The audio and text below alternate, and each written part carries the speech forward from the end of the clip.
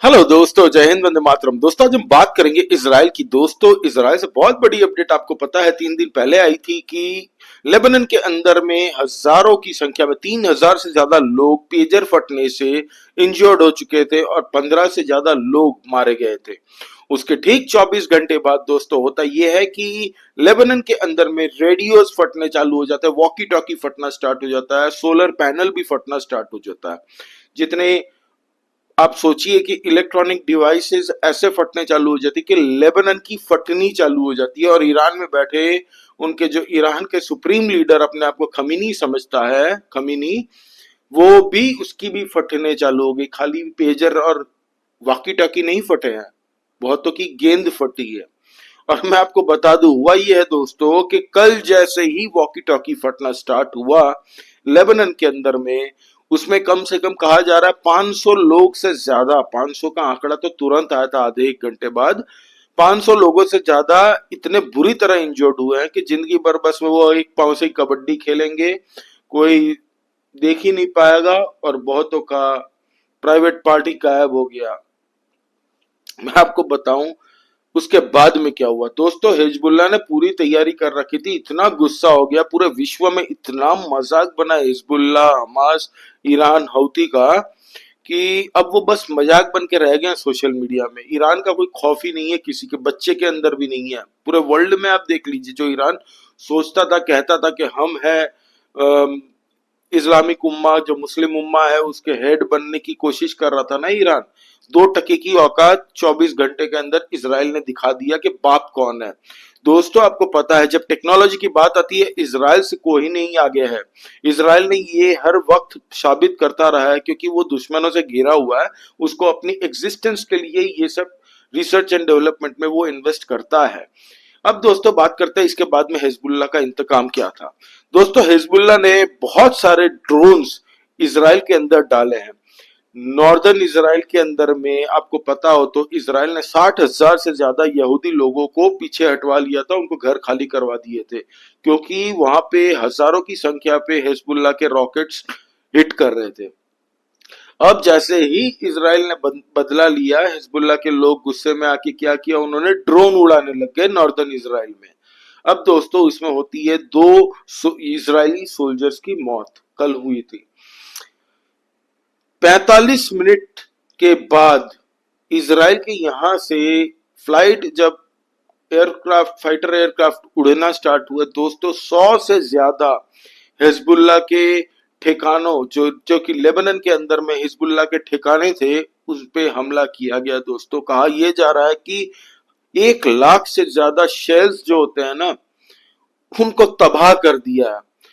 100 से ज्यादा जो लॉन्चिंग पैड थे जहां से रॉकेट्स, ड्रोन ये सब उड़ा रहे थे हिजबुल्लाह के आतंकवादी, उनको भस्म कर दिया, स्वाहा कर दिया इसराइल ने।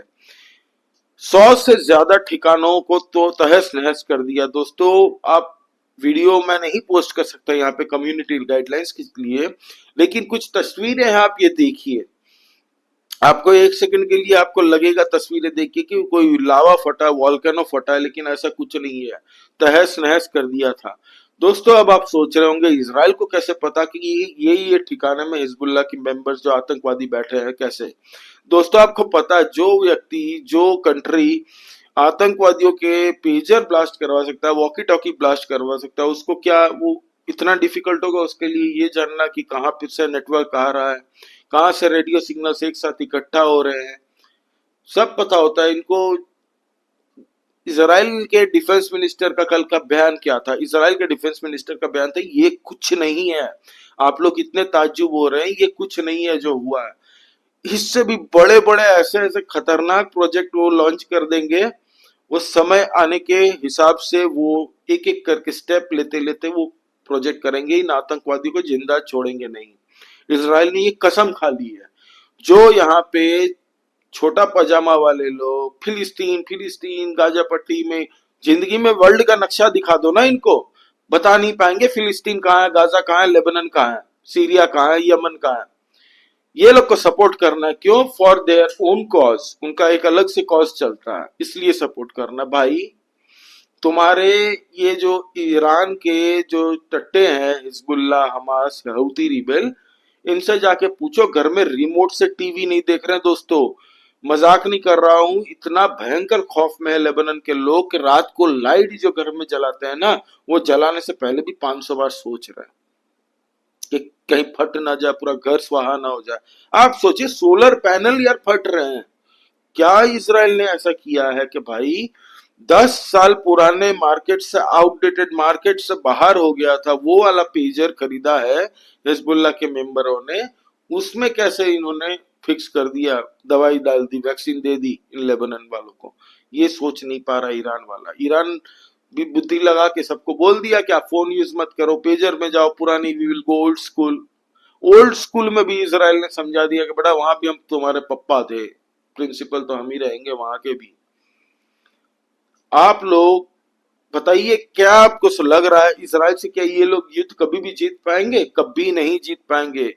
इंडिया का एक दोस्त है, इंडिया के अंदर में हमारे यहाँ के कुछ एक्टिविस्ट ऐसे हैं दोस्तों, जिन्होंने सुप्रीम कोर्ट में पिटीशन डाली कि इंडिया हथियार सप्लाई कर रहा है इसराइल को। भाई, हमारे कारगिल युद्ध में जब हमें पूरा विश्व ने मदद करने से मना कर दिया था, जब पाकिस्तानी पहाड़ के ऊपर बैठ गए थे और हमारे सैनिकों पे गोली मार रहे थे, तब एकमात्र देश था जिसने हमारी मदद की थी, इजराइल ने। लेजर गाइडेड मिसाइल हमें दी थी और हमें लोकेशन बताया था कहां कहां पे उनका बंकर है। एक एक को ढूंढ ढूंढ के मारा था पाकिस्तानियों को। कश्मीर, कारगिल युद्ध में बहुत बड़ा हाथ था इजराइलियों का। इंडिया मदद नहीं कर रहे हैं यार। हम लोग का तो यहूदी लोग और हिंदू लोग में कॉमन बहुत सिमिलरिटीज है। और ये वो यहूदी भी मानता है कि हिंदू और ये वो यहूदी भी मानता है कि हिंदूज लोग के साथ बहुत सिमिलरिटीज है उनकी। हमारा दुश्मन भी सेम है। हमें आतंकवादियों ने सालों साल पूरे विश्व को दौड़ा दौड़ा के मारा। नहीं, आतंकवादियों को दौड़ा दौड़ा के मार अगर कोई सकता है तो इजराइल है। मिडिल ईस्ट की सोचिए, पूरा वेस्टर्न वर्ल्ड की सिविलाइजेशन खत्म हो जाएगी अगर इजराइल नहीं रहा तो। इजराइल एकमात्र ऐसा कंट्री है जो अपने इर्द गिर्द जितने भी दुश्मन है सबको मुंह ठोक के जवाब दे रहा। वो एक मार रहे आतंकवादी तो उनको 10 मार रहा, उनको उनके डबल जवाब दे रहा उनकी तीव्रता से। इजराइल बहुत सही कर रहा है, वो अपने अस्तित्व की लड़ाई लड़ रहा है दोस्तों।